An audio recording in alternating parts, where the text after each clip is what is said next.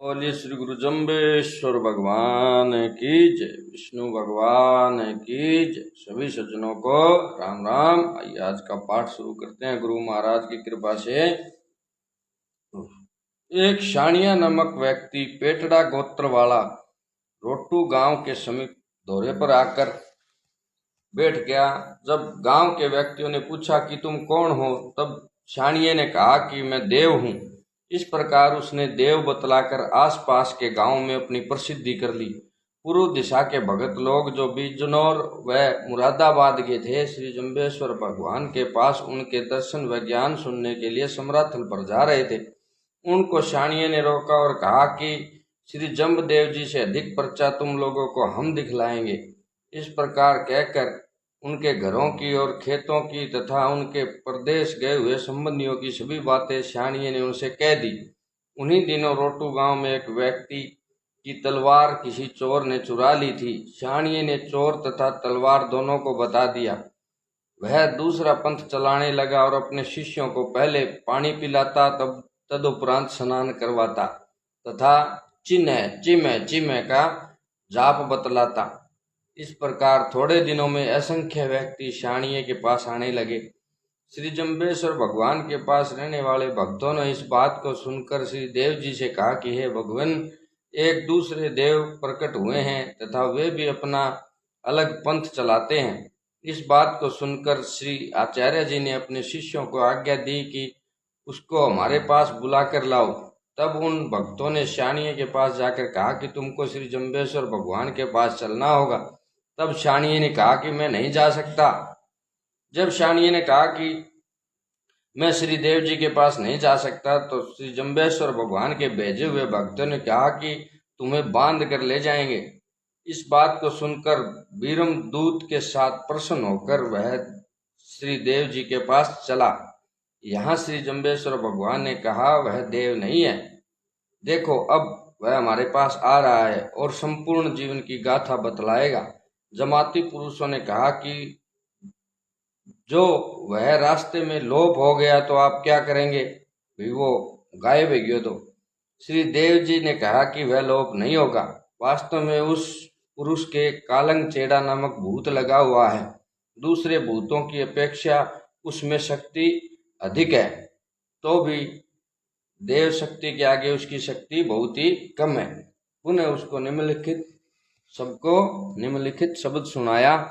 ओम chaos चेड़ा कालंग केड़ा अधिक कलामत आय से बेफर आसन मुकर होए बेसेला नुगरा थान रचाए से जानत भूला महापापी बहु दुनिया बुलाए से दिल का कूड़ा कुड़ियारा उपंग बात चलाए से गुरु गहना जो लेवे नाही 10 बंद कर बसाए से आप थापी महापापी दगदे परले जाए से सतगुरु के बेड़े चढ़े नहीं गुरु स्वामी ने भाई से मंत्र बोलूं रिद्ध सिद्ध कर से दे कार चलाए से काठ का घोड़ा निर्जीवता सरजीव कराए से तना दाल चराए से अदर आसन मांड बेसला मुआ मंडा हसाए से जांजा पवन आसन पानी आसन चंद आसन सुर आसन गुरु आसन सम्राट ले कहे सतगुरु भूल मत जाइयो पड़ोला वे 2 जखे। व्याख्या ओम 24 चेड़ा कालंग केड़ा अधिक कलामत आय से। हे शिष्यों, 24 प्रकार के भूत प्रेत आदि के बारे में तथा उनके साधकों के बारे में जो आप भक्तों ने भिन्न भिन्न प्रकार की शक्तियां व गुण सुन रखे हैं, वे यथार्थ नहीं है, सत्य नहीं है। यह तो तामस प्रधान कार्य करते करते अधिक पाप बढ़ने पर गति होती है। यद्यपि ऐसे अधम गति के जीवात्मा व उनके उपासक काल के वश में रहते हैं, तथापि वे ज्ञानवश लोभ परायण होकर अत्यधिक दिखावा करते हैं और भविष्य में भी करेंगे।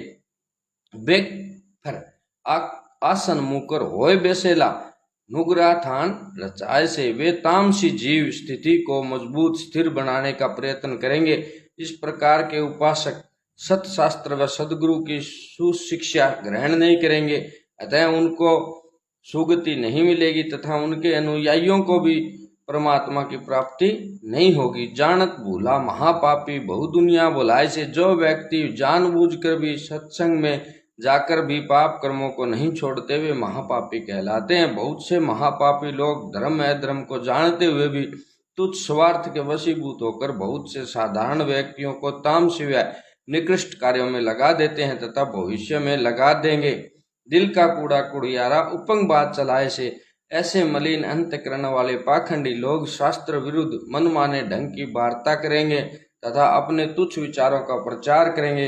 गुरु गहना जो लेवे नाही 10 बंद घर घोषाए से। जो ऐसे व्यक्ति सतगुरु के कथनानुसार अपना जीवन व्यतीत नहीं करते, अर्थात न तो समय पर शक्ति अनुसार सुपात्रों को दान देते, न अपनी इंद्रियों को वश में रखते, या तो ऐसे व्यक्ति साधना करते नहीं, यदि करेंगे तो केवल लोगों को दिखाने के लिए।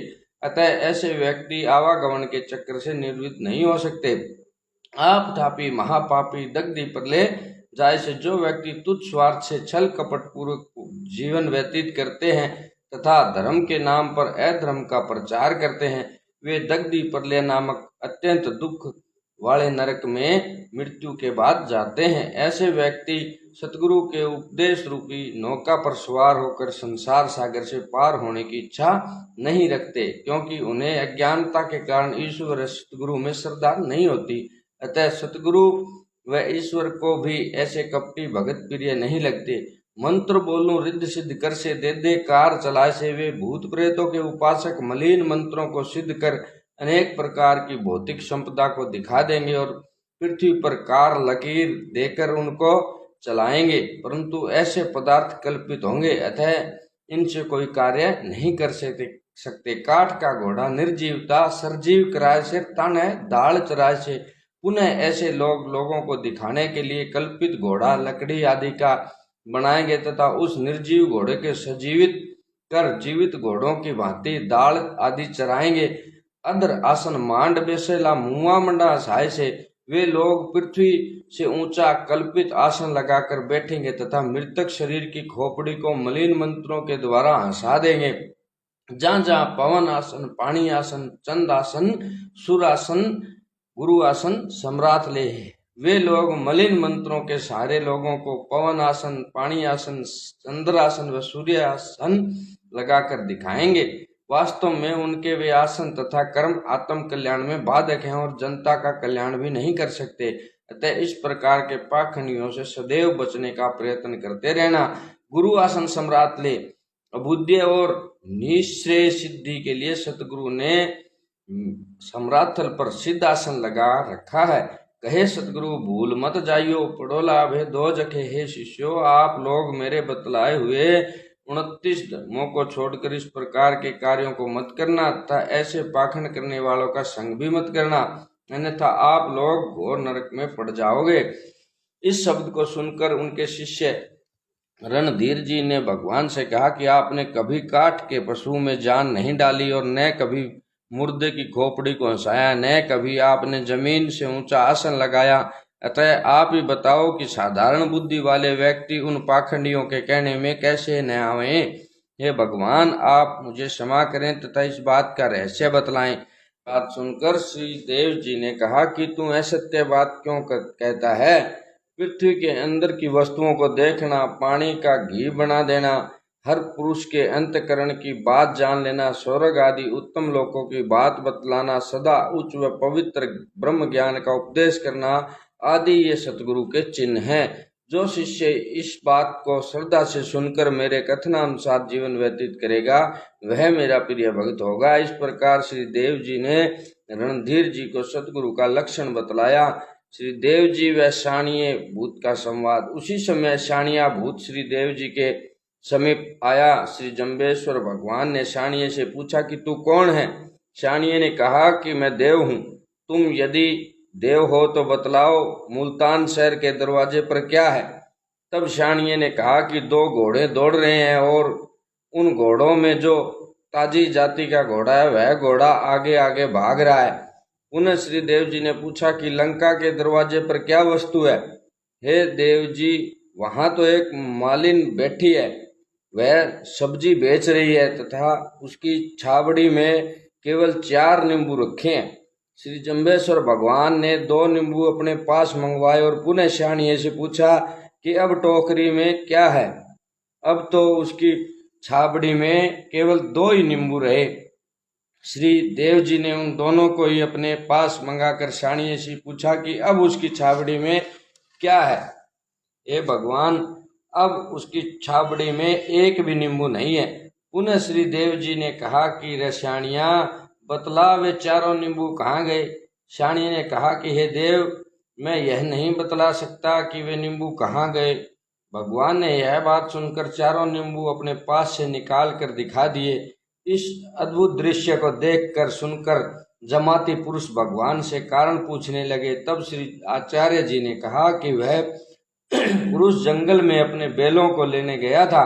वहां यह बिना जल के सोच बैठा और फिर जल रहित अशोच अवस्था में बैलों को लाया। बैल कुएं पर पानी पीने गए, साथ में यह भी अशोच अवस्था में कुएं पर गया। अशोचिये को कुएं के समीप भूत लग गया। यह सारा पाखंड वह भूत करता है। पुनः जमाती पुरुषों ने पूछा कि गुरुदेव, भूत की दृष्टि कहाँ तक जाती है? यह तो बहुत दूर देशों की बातें बता देता है। श्री आचार्य जी ने कहा कि सतयुग में भूत की दृष्टि बहुत थी, त्रेता में कुछ कम हुई, द्वापर में उससे भी कम हुई और अब कलयुग में भी कुछ कुछ भूतों को दूर का दृष्टि में आता है। तदुपरांत श्री जम्बेश्वर भगवान ने शाणियों को अपने समीप बुलाया तो भूत डरकर भाग गया। पुनः शाणिये से श्री देव जी ने पूछा कि अब बतलाओ तुझे कहाँ तक दिखाई दे पड़ता है। तब शाणिये ने कहा कि हे भगवान, अब तो जितना अन्य पुरुषों की दृष्टि में आता है उतना ही मुझको प्रतीत होता है। पुनः श्री देव जी ने अपने भक्तों व शिष्यों से कहा कि आप लोग कभी भी किसी प्रकार के झूठे व तामसी चमत्कारों को देखकर अपने उच्च व पवित्र व धर्म शास्त्र विहित विष्णोई धर्म को मत भूलना।